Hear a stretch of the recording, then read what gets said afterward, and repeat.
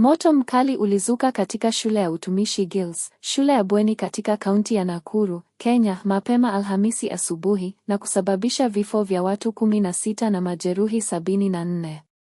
Moto huo ulianza mwendo wa saa moja asubuhi katika bweni la Meline Waithera Block, ambalo lilikuwa na wanafunzi 220, wengi wao wakiwa na umri wa kati ya miaka 15 na 17.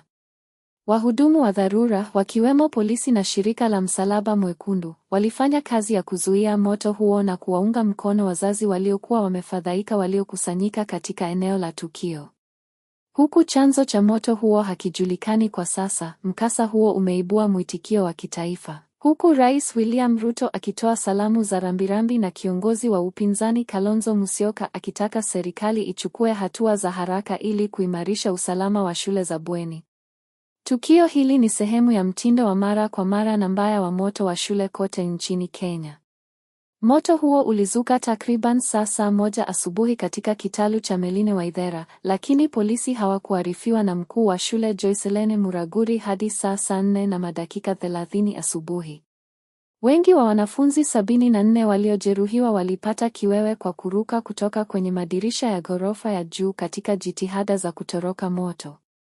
Mkasa huo kimsingi uliwaathiri wanafunzi wa darasa la 10 na kuwaweka waathiriwa katika mabano ya umri wa miaka 15 hadi 17. Afisa wa polisi Masoud Mwinyi na shirika la Msalaba Mwekundu walitoa msaada wa haraka wa kihisia na kimwili kwa wazazi, ambao baadhi yao walizimia walipofika shuleni.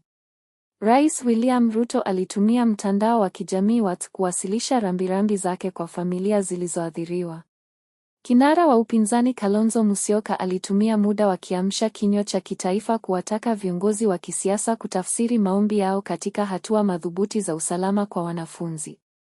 Mioto ya shule za bweni ni suala la kimfumo nchini Kenya, ambalo mara nyingi husababishwa na hitilafu za umeme au uchomaji wa kukusudia. Data ya kihistoria inaangazia ukali wa mwelekeo huu wa visa hivi Kenya.